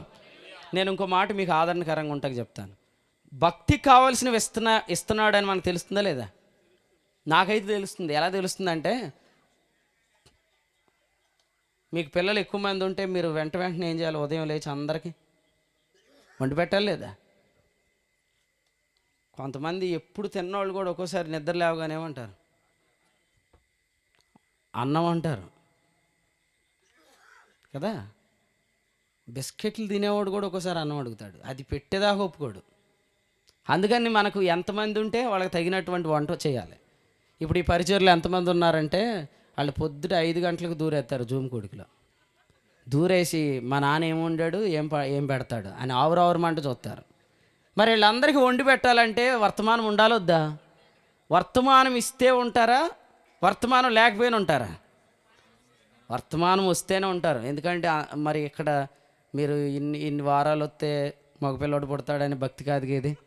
ఇన్ని వారాలు వస్తే మగపిల్లోడు పుడతాడంటే అన్ని వారాలు ఏదో జూమ్కి వచ్చినా భక్తి చేయొచ్చు. ఆ భక్తి అయితే వేల మంది ఉంటారు. ఇన్ని వారాలు వస్తే మగపిల్లోడు పుట్టే భక్తి కాదు. మనం వెళ్ళాలి. ప్రభు ఈ దినం ఈ అధ్యాయంలోంచి మనతో ఇది మాట్లాడతాడేమోనని నిరీక్షణతో వస్తున్నారు. మరి ఇంతమంది వస్తున్నారంటే ప్రత్యక్షత లేకపోతే ఉంటారా కదా. 23వ తేదీ జనవరికి 3 సంవత్సరాల నుంచి దేవుడు అరుణోదయ దర్శనం అనే ఒక ప్రత్యక్షత నుండి మాకు జూమ్ కూడికి ప్రారంభించాడు అనమాట. మొన్న 23కి 3 సంవత్సరాలు అయింది. ఒక్కరోజు కూడా జూమ్ కూడిక మానకుండా, నిర్లక్ష్యం చేయకుండా ప్రతి దినంలో జూమ్లో మాట్లాడే కృపను దేవుడు నాకు ఇచ్చాడు. దాన్ని నడిపించే కృప తన కుమారుడికి ఇచ్చాడు. నేను ఎందుకు చెప్తాను ఈ మాట అంటే, నేను ప్రభు మన ద్వారా ఎంత చేస్తాడో చెప్తాను. ఎందుకంటే కొంతమంది ఏం పని చేయక్కర్లొద్దా అనేవారు కూడా ఆలోచన చేస్తారని చెప్తాను. దేవుడు మన ద్వారా జరిగిస్తే ఎంత గొప్ప పని చేస్తాడంటే, మేము లాస్ట్ సాటర్డే గత శనివారం ఆదిలాబాదు ప్రాంతంలో ఒక కుటుంబాన్ని దర్శించడానికి మధ్యకాలంలో చాలామంది ల్యాంప్ మినిస్ట్రీస్ వాళ్ళు ఒక వీడియో చేశారు. చాలామంది చూసుంటారు ఆ వీడియో. ఆ వీడియో ఏంటంటే, యవ్వన వయసులో మరి మరణించిన ఒక సేవకుడని ఒక టైటిల్ మీద చేశారు. ఒక సహోదరి సాక్ష్యం చెప్పింది కదా, ఆ సేవకుడు తన భార్య మా పరిచర్యలో ఉన్న సేవకుడే. ఆ సేవకుడిని చనిపోయినందుకు ఆమె దర్శించడానికి మేము ఆదిలాబాద్ వెళ్ళాం. అయితే నా వాహనం నడిపించడానికి ఎవరు లేరు. నేను చెప్పలేదు, వాస్తవంగా వాహనం నడపడానికి ఎవరు లేరు అని చెప్పలేదు. అందుకని ఇద్దరు తెలియక రాలేదన్నమాట. సో నేనే వాహనం నడుపుకుంటూ వెళ్ళాను. 1500 కిలోమీటర్లు డ్రైవ్ చేశాను. నేను ఉదయకాలం, నేను శనివారం ఉదయం రాత్రి మేము బయలుదేరినప్పటికీ మా మ్యాప్లో 11:40కి మేము చేరతామని ఉంది. మాకు ఆరాధన 9:30కి. 8:30కి ప్రభు చేర్చాడు. నిన్న ఉదయం 8:30కి వచ్చి స్నానం చేసి 9:30కి నేను నిలబడ్డా వర్తమానం చెప్పడానికి. నీరసం కానీ, కళ్ళు తిరగడం కానీ ఏమీ లేకుండా ప్రభు మాట్లాడాడు. ముగించి రెండో వర్తమానం చెప్పి ఇంకో గంట. అది ముగించిన తర్వాత 1:50 ఎప్పుడు అంత లేట్గా వెళ్ళలేదు. నేను వెళ్ళినప్పటికీ ఆల్రెడీ రాజమండ్రిలో ఫ్లైట్ ల్యాండ్ అయ్యి ఉందన్నమాట. స్పీడ్గా వెళ్ళి ఫ్లైట్ మీద హైదరాబాద్ వెళ్ళి రాత్రి నిలబడి అక్కడ 2 గంటలు మళ్ళీ 45 2 వర్తమానాలు అందించి రాత్రి నేను తిరిగి వచ్చి ఉదయం ఇక్కడికి వచ్చా. కొంతమంది లేటుగా వచ్చాను అనుకుంటారేమో, మీకు జ్ఞాపకం చేస్తున్నాను. అంటే ఇంత ప్రయాణం చేసినాం కదా, ఇంత ప్రయాణం చేసిన దేవుడు మనకేమిస్తున్నాడంటే భక్తికి కావలసినవి ఇస్తున్నాడు ఫస్ట్. అంతేనా? నేను ఒక మాట చెప్పలేదు. ఇంతకీ తెల్లవారుజాము నేను రావటమే ఆల్రెడీ జూమ్ మీటింగ్ టైము అయిపోయింది. 6:15 నేను రీచ్ అయ్యాను. రావటం కూర్చొని ఒక గంట వర్తమానం చెప్పాను మళ్ళీ తెల్లవారుజామున. అంటే ఎలాగ ప్రయాణాల వల్ల జూమ్ కుడుకులు మానేయటం అనేది ఏం లేదు. ఆ రోజు నుంచి ఈ రోజు దాకా అది రన్ అయింది. ఎందుకు? భక్తికి కావలసినవి ఆయన ఇస్తున్నాడు. కానీ ఒకటి కనపడట్లేదు, చూసారా? జీవానికి కావాల్సినవి ఏవో లోట్లు కనపడతాయి, ఫైనాన్షియల్ డెప్ట్స్ ఉంటాయి మనకి. కానీ మన ధైర్యం ఏంటి? భక్తికి కావాల్సిన ఇచ్చినోడే జీవానికి కావాల్సినవి కూడా ఇస్తాడు కదా. ఈ తలంపులు ఇచ్చినోడే జీవానికి కావాల్సినవి కూడా ఇస్తాడు. ఇవి ఎంత సమృద్ధిగా ఇస్తున్నాడో అవి ఎంత ధారాళంగా ఇస్తాడు. ఇప్పుడేం చెప్పలేం. నాకు మళ్ళీ ఫిబ్రవరి నెల వచ్చింది అనుకోండి, 1 పడిందా, నేను ఇప్పుడు తీసుకున్న వాహనానికి 25,000 కట్టాలా. నా అకౌంట్లో ఇప్పుడు 22,000 ఉన్నాయి కరెక్ట్గా. అవి కట్ అయిపోతాయి అన్నమాట. కానీ ధైర్యం ఉంది. ఏంటి? పిలిచినవాడు నమ్మదగినవాడు, ఆయన మనల్ని పోషిస్తాడు. అసలు ఆయన వాడుకోవడం పక్కన పెడితే మనం కానుకలు తీసుకోవడం కూడా తప్పు అయ్యిద్ది అప్పుడు. ఎందుకంటే నువ్వు నా పని చేయకుండా నువ్వు కానుక ఎందుకు తీసుకున్నావు అని అడుగుతాడు. కాబట్టి ఆయన వచ్చేదాకా ఆయన వాడుకోవాలి, వాడుకున్నందుకు ఆయన జీతం ఇవ్వాలి. అటువంటి ప్రభువుని మనం కలిగి ఉన్నాం. అర్థమైందా? అందుకనే పిలిచాడు అంటేనే దేవుడు ఎంత గొప్పవాడు. ఈ పిలిచిన వాడే జీవానికి భక్తి కావాల్సినవన్నీ మనకు దయచేస్తాడు. ఎంతో ధైర్యంగా నేను మాట చెప్తాను. నేను 2020 డిసెంబర్ 16 సేవకు వచ్చాను. ఆ రోజు నేను తీసుకున్న నిర్ణయం ఏంటి తెలుసా? పైనుండి వచ్చే ఒక్క పైసా కూడా తీసుకోకూడదు అనుకున్నాను. అప్పటికి నేను ఒక సంఘం, ఒక డినామినేషన్లో ఉన్న మా నాన్నగారిని బట్టి వారికి కూడా నేను ఎటువంటి అప్లికేషన్ పెట్టలే. చాలామంది చెప్పారు అప్లికేషన్ నేను పెట్టలేదు. ఎందుకంటే భవిష్యత్తులో నేను ఇందులో ఉండను, వీళ్ళ వాక్యం చెప్పను, నాకు తెలుసు. అందుకనే మనం పిలిచిన వాడిని కూర్చొని అనుభవ జ్ఞానం కలిగి, మనకు దేవుడు పిల్లల్ని ఇచ్చాడు, వీళ్ళ చదువులు ఎలాగా ఇవన్నీ కాదు. అసలు దేవుడు వాళ్ళని పుట్టించినప్పుడే వాళ్ళ పట్ల ఉన్న ప్రణాళికను కూడా పుట్టించి ఉంటాడు. ఒకసారి దాన్ని వెతకండి. చాలా కాలం అంట మోషే ధర్మశాస్త్ర గ్రంథం మిస్ అయిపోయిందంట. తిరిగి యోషియా పుట్టినప్పుడు మందిరాన్ని బాగు చేస్తుంటుంటే ఆ ప్రతి దొరికిందంట. దేవుడి రాత్రి మీ ప్రతి కూడా మీకు దొరికించును గాక. ఎందుకు పుట్టించాడో ఆ ఉద్దేశాన్ని మళ్ళీ వెతకండి. దాని మీద ఉన్న డస్ట్ తొడవండి, దాన్ని తీసుకొచ్చి మధ్యలో పెట్టి ప్రార్థన చేయడం స్టార్ట్ చేయండి. దేవుడు తప్పకుండా దాన్ని ఖచ్చితంగా నెరవేరుస్తాడు. ఆయన ఎందుకు పుట్టించాడో గలతీ పత్రిక 1వ అధ్యాయం 15వ వచనం, తల్లి గర్భమందు ఆయన పుట్టించింది ఎందుకంటే తన కుమారుని నాయందు బయలుపరప అనుగ్రహించాడు. ఇంతమంది ఎలాగీడిని పాడు చేద్దామా, ఎలాగీడిని చెడగొడదామా, ఎలాగీడిని తొక్కేద్దామా అనుకునే వ్యక్తుల మధ్య మనం ఉంటున్నాం. కానీ మన విషయమైన ప్రణాళిక ఎప్పుడు జరిగింది? గర్భంలోనే జరిగింది కదండి. గర్భంలోనే జరిగిందంటే, శాసనం అక్కడే జరిగిందంటే ఇంక దాన్ని ఎవ్వరు ఏమి చేయలేరు. అది నువ్వు నమ్మాలి. ఎందరిని చూసి నాకు భయం వేసేస్తుంది అంటే ఎట్లాగా? గర్భములో ఉన్నప్పుడు ఏం చెప్పాడు? పిల్లలు ఇంకా పుట్టి 9:12 మేలైనను కీడైనను చేయకముందే నేను యాకోబును ప్రేమించి తిని యాశావును ద్వేషించి తిని. యాశావు యాకోబు నాకు అన్నగాడా అని అన్నాడు. కాబట్టి అక్కడున్నప్పుడే నేను నిన్ను ప్రేమిస్తున్నానని చెప్పాడు కదా. ఇప్పుడు ప్రేమించడు దేవుడికి ఈ అబ్బాయిని అనుకోవడానికి మనం ఏ కారణాలు చెప్పినా ఆ కారణాలు ఏవి అక్కడ లేవు. కాబట్టి మనం చూపించే ఏ కారణాల వల్ల కూడా దేవుడు మనల్ని ద్వేషించడేక. దేవుడు మనల్ని ప్రేమిస్తాడు. దేవుడు తను మనకు కనుపరుచుకుంటాడు. తప్పకుండా భక్తి కావాల్సినవన్నీ ఇస్తాడు. భక్తి కావాల్సిన మీకు ఇస్తున్నాడంటే జీవానికి కావాల్సిన కూడా ఇస్తాడు. అర్థమైంది? పుస్తకం ఒకటి పెట్టుకోండి, వర్తమానాలు ఏమొస్తున్నాయో రాసుకోండి. ప్రభువా దాని మీద చేయి పెట్టండి. ప్రభువా నా భక్తికి కావాల్సిన తలంపులు ఇచ్చాను, నీకు స్తోత్రం.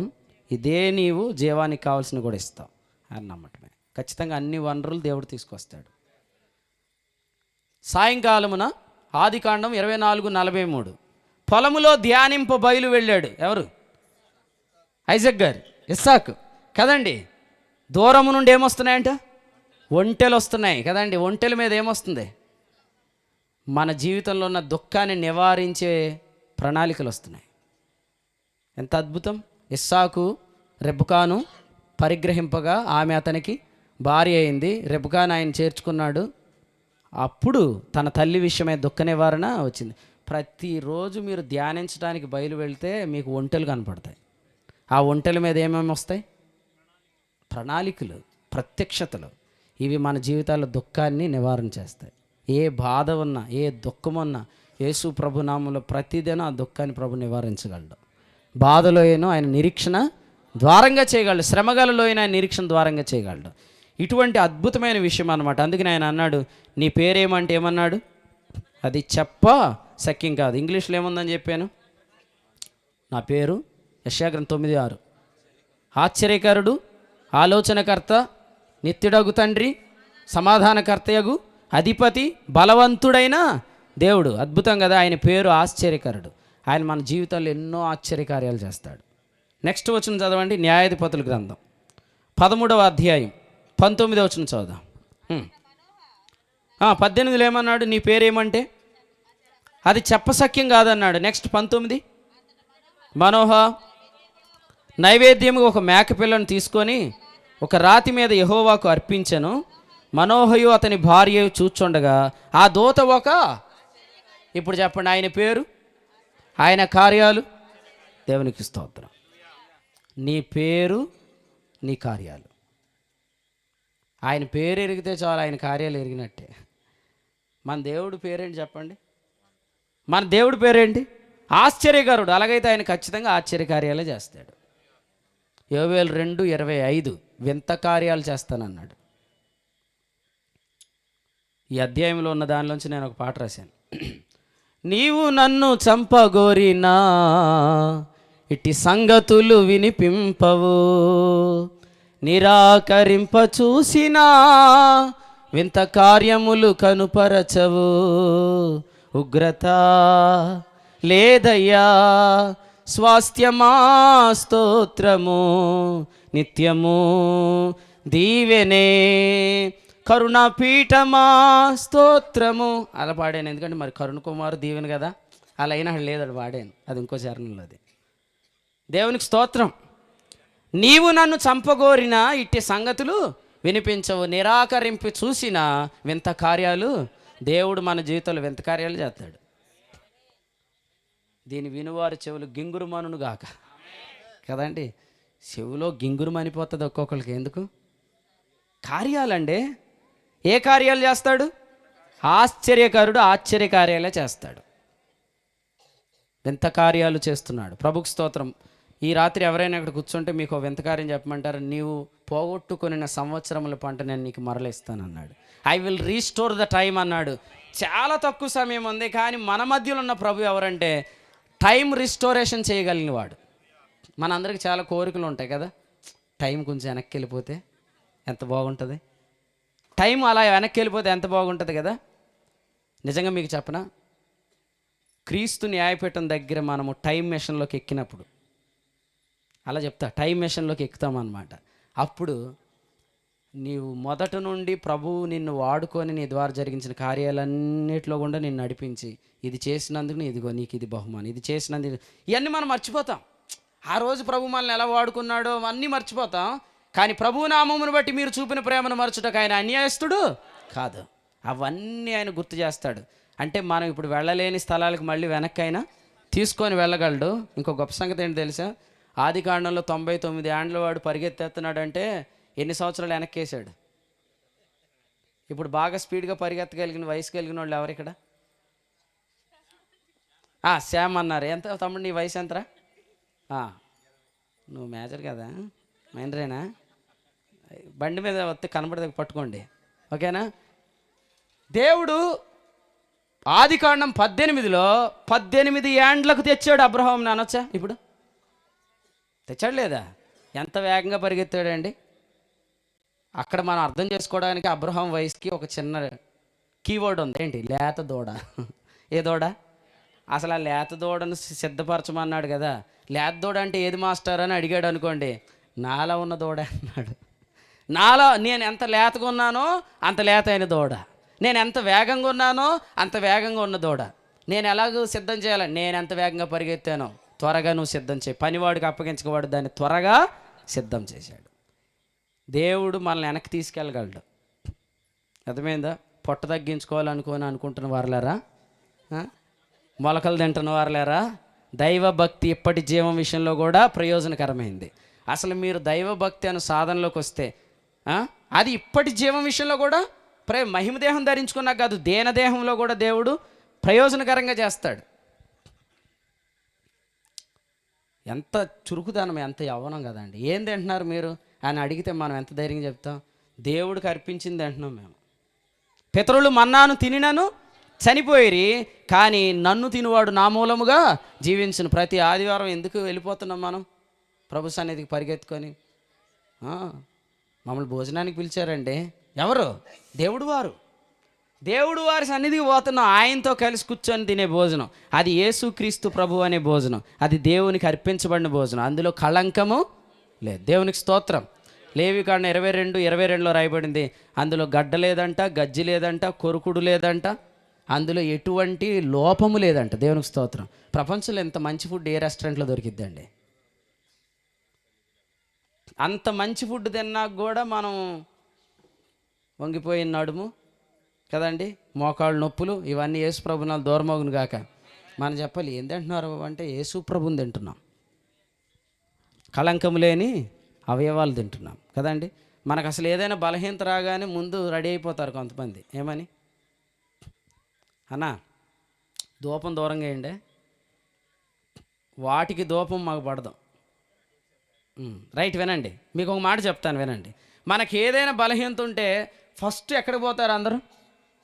ఏదో దోషం ఉంది బ్రదర్ నీలో అంటారు. ఏంటి ప్రాబ్లమ్స్ కూడా అందరూ చెప్పేదేంటి? దోషం ఉంది. కానీ ప్రతి ఆదివారం మనం ఎక్కడికి వస్తున్నాం? నిర్దోషమైన గొర్రెపిల్ల. ఆయన రక్తము మనల్ని దేవునికి ఎలా సమర్పించింది? నిర్దోషిగా. మనం అందరూ ఇప్పుడు దేవునికి ఎలా కనపడుతున్నాం? హెబ్రీ 9:14 నిత్యుడగు ఆత్మ ద్వారా తన్ను తాను దేవునికి నిర్దోషినిగా అర్పించుకున్న క్రీస్తు రక్తం మనల్ని అందరూ నిర్దోషులుగా చేశాడు. మీకు ఎవరికైనా యేసుప్రభు నమ్ముకున్న వాళ్ళకి ఏదైనా ఫాల్ట్స్ వస్తే హాస్పిటల్కి పోండి, చూపించుకోండి, కానీ ఎవరి దగ్గరికి పోకండి. ఎందుకంటే ఎవరి దగ్గరికి పోయినా వాడు ఫస్ట్ నీకు చెప్పేది ఏంటంటే దోషం అంటాడు. మనం ఎవరం? యెహోవా చేత నిర్దోషి అని ఎంచబడిన వాడు ధన్యుడు, తన అతిక్రమమునకు పరిహారం నొందినవాడు ధన్యుడు, పాపమునకు ప్రాయశ్చిత్తము నొందినవాడు ధన్యుడు. ఈ ధన్యవచనం దావీదు ఎవరిని గూర్చి చెప్పుచున్నాడు? సున్నతి గలవారిని గూర్చియా, సున్నతి లేని వారిని గూర్చియా? సున్నతి లేని వారిని గూర్చియా, మనల్ని గూర్చియా. 32వ కీర్తన, రోమపత్రిక 4. అందుకనే మన నిర్దోషులం కాబట్టి మనం ఇలా కూడా ప్రభువుని ప్రార్థించాలి. ప్రభువా, నీ రక్తం చేత నా దోషాలన్నీ కడగబడ్డాయి, నాలో ఏ దోషం ఇప్పుడు నీకు కనబడట్లేదు, ఏ దోషము లేని దాని మీద రోగం ఎందుకు నిలవాలి అని అడగాలి. మన ప్రార్థన మారద్దా కదండి? దోషం లేని దాని మీద ఏ రోగము నిలబడకూడదు. ఇంకా చెప్పండి, దోషం లేని మీద ఏ దరిద్రత నిలబడకూడదు, దోషం లేని దాని మీద ఏ కీడు నిలబడకూడదు. ఇది మనం ప్రార్థన చేయాలి. అంతేగాని అవి చూసి దీనికి ప్రార్థన చేయకూడదు. ఏవి చూసి? దరిద్రము, దోషాలు, కీడులు లాంటివి చూసి దోషానికి ప్రార్థన చేయకూడదు. అది లేదు బ్రదర్, ఇది లేదు కాబట్టి వీటికి ప్రార్థన చేయాలి. నువ్వు ప్రార్థన చేయడానికే ప్రభు అనుమతించాడు ఇవి కొన్ని, అవునా కదా? యేసుప్రభు ఏమన్నారు యోహాను సువార్త 11వ అధ్యాయంలో? ఈ వ్యాధి మరణము కొరకు వచ్చినది కాదు, దేవుని కుమారుడు దేవుడు మహిమ పొందటానికి, దేవుని కుమారుడు మహిమ పొందటానికి ఇది వచ్చింది అన్నాడు.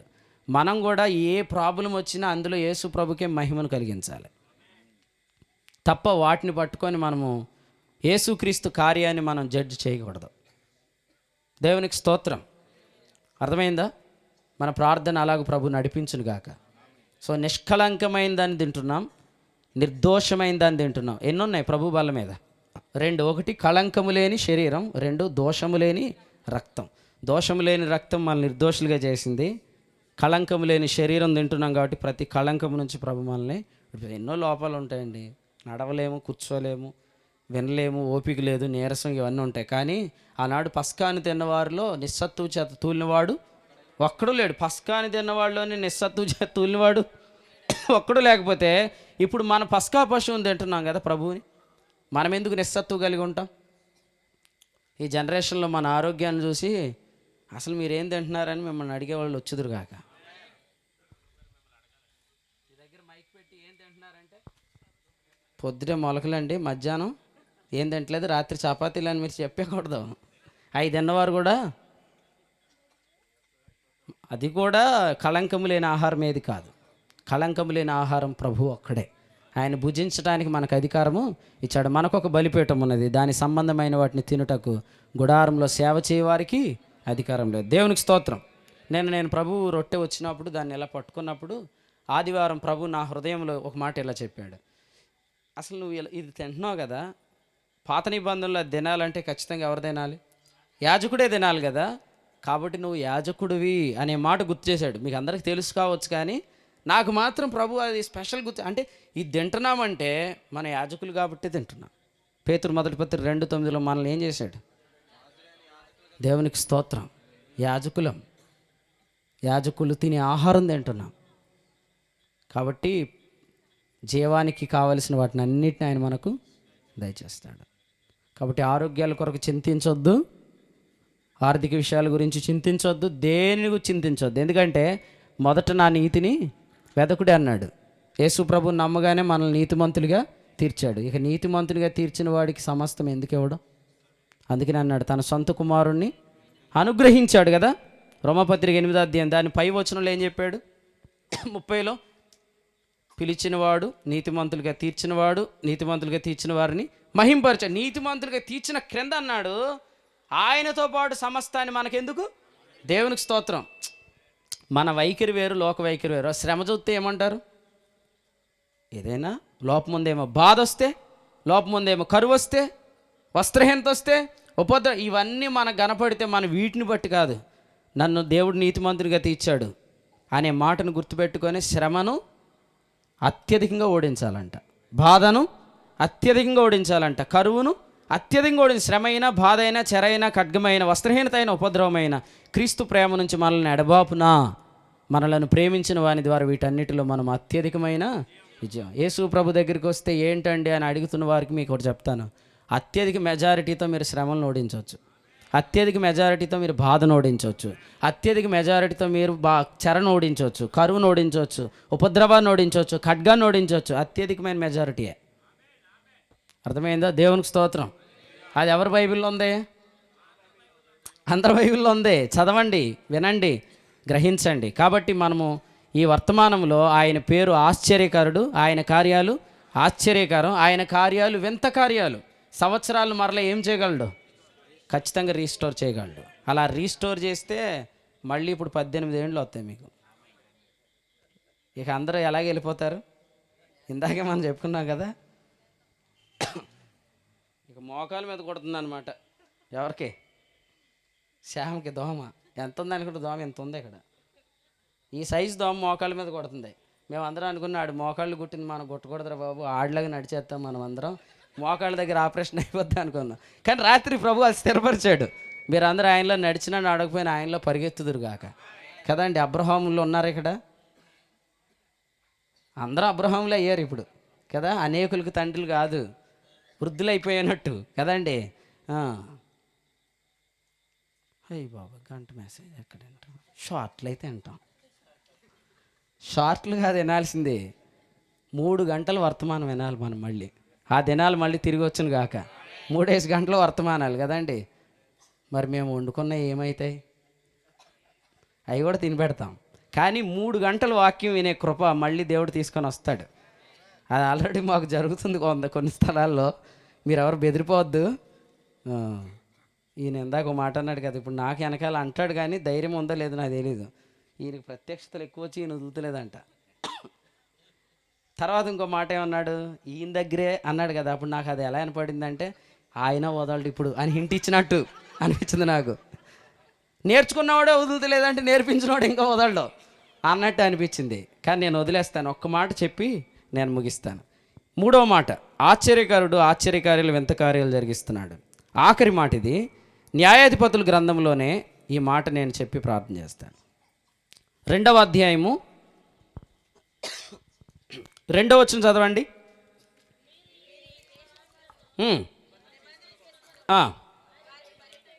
సో నెక్స్ట్ పాయింట్ ఏంటంటే ఇక్కడ బలిపీఠము అనే మాట ఉందన్నమాట. తర్వాత మీరు ఇంకా క్రిందకి చదివితే 5వ వచనంలో వారు అక్కడ యెహోవాకు బలి అర్పించారు. నెక్స్ట్ పాయింట్ ఏంటంటే మనం ఇక్కడ ఒక పాయింట్ చెప్తాను నేను. మధ్యాహ్నం కూడికలో నేను ఒకటి చెప్పాను. బైబిల్లో మొదటి కూడికలో మనకు బైబిల్ గ్రంథం అంతా యేసు ప్రభు ఉన్నాడని చెప్పుకున్నాం.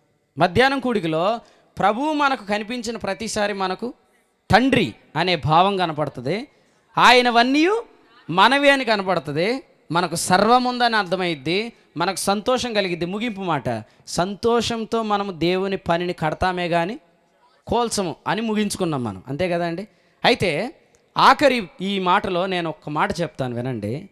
మనకు తండ్రి ఎక్కడ కనిపించిన మనం ఆయనను తండ్రి అని పిలవటానికి గల ఖచ్చితమైన కారణము అక్కడే ఉంది. అదేంటంటే ప్రభువు అయిన యేసుక్రీస్తును గొర్రెపిల్ల, ఆయన మన కొరకు వధించబడ్డాడు కదా. ఈ అధ్యాయంలో ఇశ్రాయేలీలు ఎక్కడి నుంచి ఎక్కడికి వచ్చారు? మరి బైబిల్ క్లాస్ అన్నారు కాబట్టి మీరు స్టడీ చేయండి. తర్వాత గిల్గాలుకి వచ్చారు. ఎక్కడి నుంచి? గిల్గాల్ నుండి ఎక్కడికి వచ్చారు? మీరు ఇంటికి వెళ్ళాక చదవండి. యెహోషువ గ్రంథంలో వారు గిల్గాలులో ఉన్నారు. న్యాయాధిపతుల గ్రంథంలో వారు బోకింకి వచ్చారు. దిగారా ఎక్కారా? కదండి. ఒక వ్యక్తి యెరూషలేము నుండి యెరికోకు దిగాడు కదా, ఎవరి చేతిలో పడ్డాడు? ఎగ్జాక్ట్గా మీరు న్యాయాధిపతులు 2:14 చదవండి. వారు దొంగల చేతికి అప్పగించబడ్డారు. నా వైపు చూడండి, అయిపోయి టైం అయింది, ఇటు చూడండి. నెక్స్ట్, యెరూషలేము నుండి యెరికోకు దిగిన వాడు దొంగల చేతిలో చిక్కాడు కదా, వాడిని బాగు చేసి వాహనం మీద ఎక్కించి ఎక్కడ తీసుకెళ్లారు? పూటకూళ్ళవాని ఇల్లు కదా, అది రూతు గ్రంథం. యెహోషువ, న్యాయాధిపతులు, రూతు. ఇది ఏ పుస్తకాల్లో నుంచి నేను కాపీ కొట్టలేదు. నేను ఒక పుస్తకం రాశాను, చీకట్లో ప్రకాశించే. ఆ పుస్తకం రాయడానికి ముందు ప్రభు ఈ వర్తమానం ఇచ్చాడు. ఏదంటే, యెహోషువలో గిల్గాలులో ఉన్నారు, న్యాయాధిపతుల్లో బోకీముకు దిగారు, దొంగల చేతిలో పడ్డారు. తర్వాత వాడిని తీసుకెళ్ళి పూటకొలువాని ఇంటికి ఇచ్చారు కదా, అక్కడ ఎన్ని దేనారాలు? 2 దేనారాలు. Very good. 2 దేనారాల్లో ప్రకటన గ్రంథం 6లో అన్నాడు, ఒక దేనారానికి సేరు గోధుమలు, 3 సేర్ల యవలు కదండి. మనం కూడా రూతు గ్రంథంలో ఎన్ని పంటలు చూస్తాం? యవల కోత, గోధుమల కోత కదా. మీరు ధ్యానించాలి, కానీ దేవుడు బోల్డని ఇచ్చేస్తాడు మీకు కదా. ఈ సంవత్సరం అంట విరివిగా పంట పండు సంవత్సరం అంటే ఇది. కొలుచుట అసాధ్యమైద్దంట. అందుకని కొలుచుట మానేసి గోదాముల్లో నింపుకుంటూ ఉండాలి మనం. కొలసొద్దేగా, కొలతలు పక్కన పడేసేయండి, ప్రభు వచ్చినప్పుడు కొలుస్తాడు. దేవునికి స్తోత్రం. న్యాయాధిపతుల గ్రంథంలో గిల్గాలులో దేవుడు వారికి ప్రత్యక్షమైనప్పుడు గొర్రె పిల్లగా ప్రత్యక్షమయ్యాడు ప్రసన్న. ఇక్కడ యెహోవా దూతగా ప్రత్యక్షమయ్యాడు. మారిపోయింది చూసారా? గొర్రె పిల్లగా ప్రత్యక్షమైంది ఎక్కడ? గిల్గాలులో. దూతగా ప్రత్యక్షమైంది ఎక్కడ? బోకీములో కదండి. ఎప్పుడైనా దూత కనపడ్డాడంటే మనకు వెంటనే అది తీర్పు. గొర్రె పిల్ల కనపడితే ఆహారం. అంటే గొర్రె పిల్లని ఏం చేయొచ్చు? తినొచ్చు. దేవుడు భోజనం పెట్టాడంటే ఇక మనకు తీర్పు తీర్చడని అర్థం. దూతగా వచ్చాడంటే భోజనం పెట్టడని అర్థం. అందుకనే తీర్పు తీర్చిన అనుభవం ఇక్కడ ఉంది, కానీ గిల్గాలులో మీకు తీర్పు లేదని చెప్పి. అందుకనే అక్కడ వారికి ఏడుపు రాలే, కానీ ఇక్కడ వారికి ఏడుపు వచ్చింది. అక్కడ వారికి మిక్కిలి బాధ లేదు, ఆటంకం లేదు, కానీ ఇక్కడ అవన్నీ కలిగాయి. మన జీవితాలు ఇవి కలగకుండును గాక. గొర్రెపిల్ల ప్రత్యక్షతే. దేవునికి స్తోత్రం. నిర్గమాకాండం 3లో యెహోవా దూత కనిపించాడు, మోషేను చెప్పులు విడవమన్నాడు. అదే నిర్గమాకాండం 12లో పస్కా పశువుగా ప్రత్యక్షమయ్యాడు, మీరు చెప్పులు తొడుక్కోండి అన్నాడు. దేవుడు ఎప్పుడు మన చెప్పులు తొడుక్కోమనే చెప్పును గాక.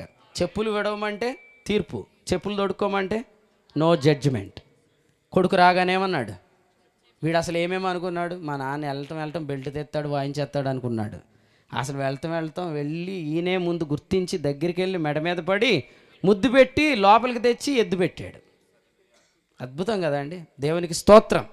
మనం అనుకునేది వేరు, డాడ్స్ లవ్ వేరు. అబ్బగారి ప్రేమ అద్భుతం, అబ్బగారి ప్రేమ అద్భుతం. ఆదికాండంలో అబ్రహాం ఎక్కడికి వెళ్ళినా బలిపీఠం కట్టాడు. ఆదికాండం 12 మీరు చదవండి. అబ్రహాం ఎక్కడికి వెళ్ళినా ఏం కట్టాడు అంటే, ఇప్పుడు మనం బైబిల్ని ఎప్పుడు చదివినా అందులో ఫస్ట్ మనకు ప్రభు కనపడతాడు, నెక్స్ట్ మనకు తండ్రి కనపడతాడు, నెక్స్ట్ మనకు సర్వము కనబడుతుంది, నెక్స్ట్ మనకు సంతోషం కనబడుతుంది. అక్కడే మనకు ప్రతి వచనంలో బలిపీఠం కనబడుతుంది, మనకు ప్రతి లేఖనంలో బలిపీఠం కనబడును గాక. బలిపీఠం అంటే ఏంటి తెలుసా? టేబుల్ కదా. బలిపీఠం అనే దగ్గర ఏమని రాశాడు? కొరింథీ పత్రిక 10లో బలి అర్పించువారు బలిపీఠంతో పాలివారు అని చెప్తూ అక్కడేమన్నాడు? మనం ప్రభు బల్లలోనిది, దెయ్యముల బల్లలోనిది అన్నాడు కదా. అంటే అక్కడ ఆల్టర్ అన్నదే దాన్ని టేబుల్ అని కూడా అన్నారు. అంటే ప్రతి వచనంలో మనకేముంది బైబిల్లో? టేబుల్. చెప్పండి, మీరు బైబిల్ చదివినప్పుడు వాళ్ళు మీకు ఏం కనపడును గాక? టేబుల్. టేబుల్ కనపడుతుందంటే అర్థం ఏంటి? శత్రువుల ఎదుట నీవు నాకు భోజనము సిద్ధపరచావు. మన దేవుడు ఎంత గొప్పోడంటే, మనం అసలు పొద్దుట లేవగానే టేబుల్ దగ్గరికి రమ్మంటాడు, కానీ పరిస్థితులు కదా. ఈరోజు 30 కదా అనుకోండి, రేపు ఏంటి డేటు? 31 ఉందనుకుంటాం, కానీ రేపు 1 ఫస్ట్ మెసేజ్ వస్తుంది, 2000 కట్టయినాయి. 1 వస్తే ఇంకా అన్నీ లాగుతాయి. 1 వచ్చిందంటే మనకు మెసేజ్లు వస్తాయి, మీరు కట్టవలసింది అని వస్తుంది. ఇవన్నీ మనల్ని ఎక్కడ పిలుస్తాయి? ఇవన్నీ డిమాండ్స్ మనల్ని అన్నీ కూడా ఇవ్వు ఇవ్వు ఇవ్వు ఇవ్వు జలగలో. కానీ పొద్దుట లేవగానే తండ్రి మనల్ని పిలిచి టేబుల్ దగ్గర పిలుస్తాడు, ఇక్కడ కూర్చోమంటాడు.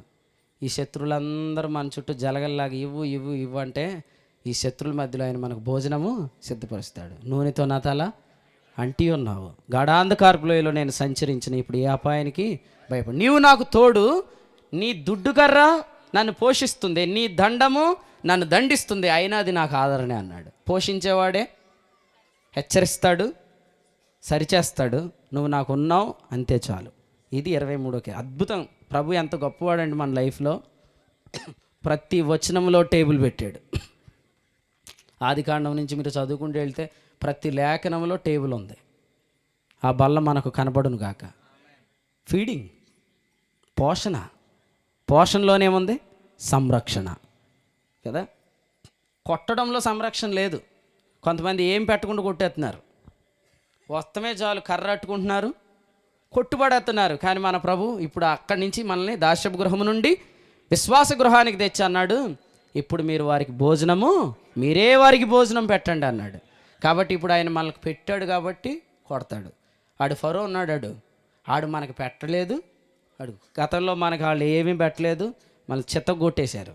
కానీ ఇప్పుడు మనల్ని పెట్టేవాడు కొడుతున్నాడు. పెట్టేవాడి దగ్గర ఉన్న కర్ర వేరు, అది మోషే కర్ర, ఇది దేవుని కర్ర. అర్థమైంది? అది మోషే కర్ర, ఇది దేవుని కర్ర. దేవుని కర్ర మనకు దీవెనక్క. దేవుని కర్ర దీవెనే.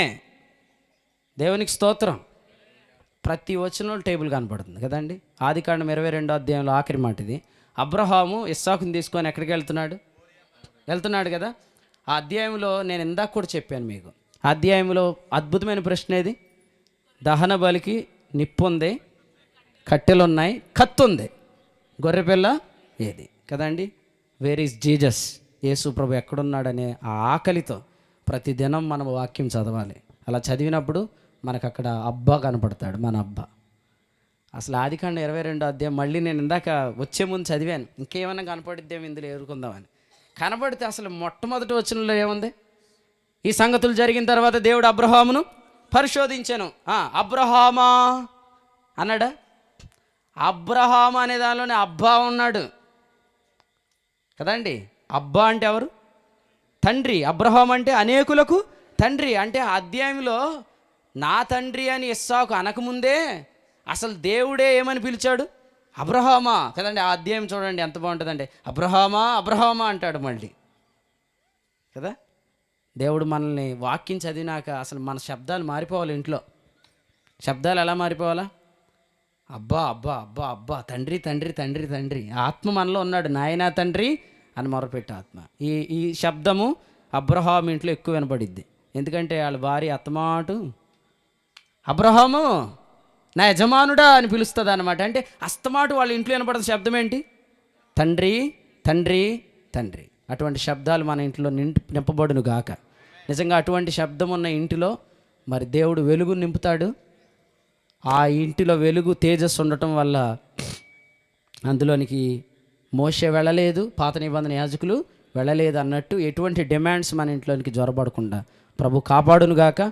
దేవుడు ఈ తలంపులు మన కొరకై దీవించునుగాక. మరి ఈ కుమారుడు ఎవరైతే ఈ ఇంట్లో పుట్టాడో, పుట్టించింది ప్రభువే, అతని విషయంలో కూడా ప్రణాళికను దేవుడే పుట్టించాడు. ఆ ప్రణాళిక ఏంటో మీరు తప్పకుండా అడిగి తెలుసుకోండి. అబ్బాయి యవనస్తుడే కాబట్టి నువ్వు కూడా ప్రభువుని అడిగి తెలుసుకోవచ్చు. ఏమనండి, ప్రభువా నన్ను పుట్టించావు కదా, నా పట్ల నువ్వు నా ఉద్దేశం ఏం పుట్టించావు? మనమందరం కూడా ప్రార్థన చేద్దాం ఇప్పుడు. ఆ ఉద్దేశం ఏంటో కనుక్కోండి. ఖచ్చితంగా దేవుడు అలాగే మనల్ని తీసుకొని వెళ్తాడు. అబ్రహాముని దేవుడు పిలిచింది ఎందుకో ఆ ఉద్దేశంలోంచి అబ్రహాము కొంచెం సైడ్ అయ్యాడు, ఐగుప్తుకు పోయాడు. అక్కడ అతడు ఎటువంటి బలిపీఠము కట్టలేదు. తిరిగి దేవుడు రీస్టోర్ చేశాడు. అబ్రహాం తిరిగి వచ్చి మరలా బలిపీఠము కట్టాడు. అలా మన జీవితంలో కొన్నిసార్లు మనం తొలగిపోతాం, కానీ తొలగిపోయిన ప్రభు మనకు తన కృపని అన్నాడు దూరము చేయడు. సౌలు నాకు దూరం చేసినట్లు అతనికి నా కృప దూరం చేయను అన్నాడు. కాబట్టి ఇట్టి ప్రభువుని కలిగి ఉన్నాం. ఇట్టి ప్రభు మీకు కావాలి అని అనుకుంటే ఖచ్చితంగా ప్రభువుని అంగీకరించండి. ప్రపంచంలో ఒకే ఒక్క దేవుడు ప్రతి దినం తన పిల్లలతో మాట్లాడతాడు.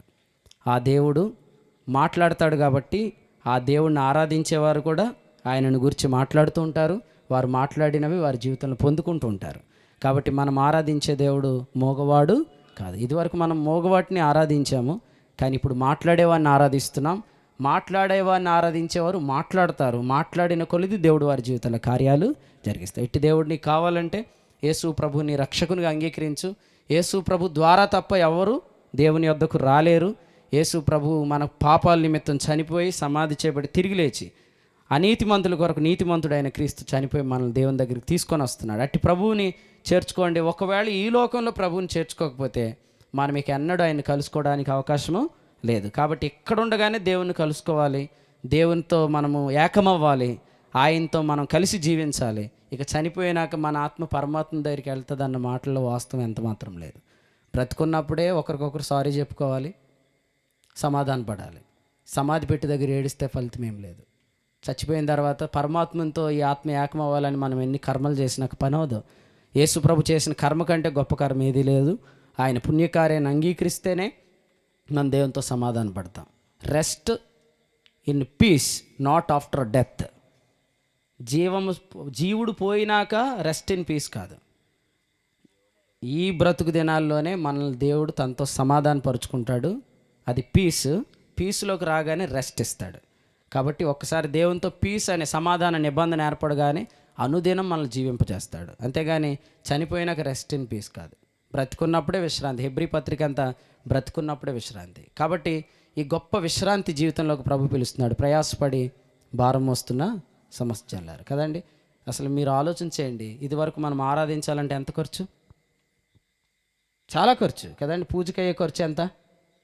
చాలా ఖర్చు. కానీ ఈరోజు మనము ప్రభువుని ఆరాధించడానికి చాలా తేలికగా రావచ్చు కదా. ఆయనను ఎరిగి ఆ తలంపులతో మనం ఆయనను ఆరాధించవచ్చు. ఎన్నో భారాలు మోస్తున్నారు, ఇన్ని మోసినా ఇంకా కొంతమంది దగ్గరికి వెళ్తే ఇంకా నీకు ఒకటి కొదువుగా ఉంది, ఇంకో దోషం ఉంది, అది పోవాలి ఇది పోవాలి. కానీ నా ప్రభు దగ్గరికి నువ్వు వచ్చి రాగానే ఆయన మొట్టమొదటి చెప్పే మాట, ఇతడును అబ్రహాము కుమారుడే, ఇతడు ఇప్పుడు అబ్రహాము బిడ్డ అని చెప్తాడు. నీతిమంతుడైన సాక్ష్యం ఇస్తాడు. అటు ప్రభు దగ్గరికి రండి, నిర్లక్ష్యం చేయకండి. ఈ లోకాన్ని నువ్వు ఎప్పుడు విడిచిపెడతావు నీకు తెలియదు. రేపేమి సంభవించినో నీవు ఎరగవు. కాబట్టి రేపేమి సంభవించినో తెలియదు, కాబట్టి నేను రేపు వింటాను అని వాయిదా వేయద్దు. వాయిదా వేస్తే మరొకసారి వినే అవకాశం ఉండదు. ఈ రాత్రి ఆలోచించండి, ప్రభు నిన్ను దర్శిస్తాడు. తప్పకుండా ఆయన నీ హృదయంలోనికి కూడా వస్తాడు. ఆయన మీలో ఎల్లప్పుడూ నివసిస్తాడు. ఈ భాగ్యం అందరూ పొందుకోవాలని ఈ మాటలు ముగిస్తున్నాను. ప్రేమగల తండ్రి, మీకు వందనాలు. ఈ తలంపులు విన్నవారందరి జీవితాలు గొప్ప కార్యాలు పుట్టించునుగాక. నీవు ఆశ్చర్యకరుడు, ఆశ్చర్యకార్యాలు చేస్తావు. నువ్వు వింత కార్యాలు చేస్తావు. ప్రభా, నువ్వు నన్ను ఎందుకు పుట్టించావో ఆ ఉద్దేశాన్ని కూడా నీవే పుట్టించావు. అది గొయ్యి తీసి పాతి పెడితే పాతి పెట్టబడేది కాదు. ప్రియ ప్రభా, దాన్ని నువ్వు లేపుతున్నావు, మమ్మల్ని రేపుతున్నావు. మీకు స్తోత్రాలు. ఈ రాత్రి అనేక మందిని నువ్వు ఎందుకు లేపావో ఆ ఉద్దేశంలో వారు రేపబడుదురు గాకని ప్రార్థన చేస్తూ మరొకసారి ప్రియ ప్రభా, మాకు ఎల్లప్పుడూ నీ బలాన్ని చూపిస్తున్నావు. అక్కడ నీవు మా కొరకు సిద్ధపరిచిన విందును బట్టి మీకు వందనాలు. ఎల్లప్పుడూ మా జీవితాలు విందునుంచారు, మీకు వందనాలు చెల్లిస్తూ, ఈ బల్లకై స్తోత్రం చెల్లిస్తూ, ఈ తలంపులు విన్న వారందరిలో గొప్ప కార్యము మీరే జరిగిస్తారని నిరీక్షిస్తూ, ప్రభు నామాన్ని బట్టి పేతురు గారి కుటుంబము, కరుణ్ కుమార్ గారి కుటుంబము ఎంతో ప్రయాసను నాయన వారు పెట్టారు. దీని అంతటి కారణం నీ ప్రేమే.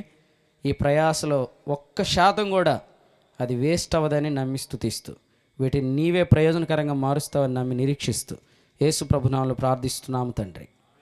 ఆమేన్, ఆమేన్. మీ అందరికీ వందనాలు. ప్రేమతో ఆహ్వానించిన పేతురు అనే కుటుంబానికి కూడా, సంఘానికి ప్రేమపూర్వక వందనాలు తెలియజేస్తున్నాను.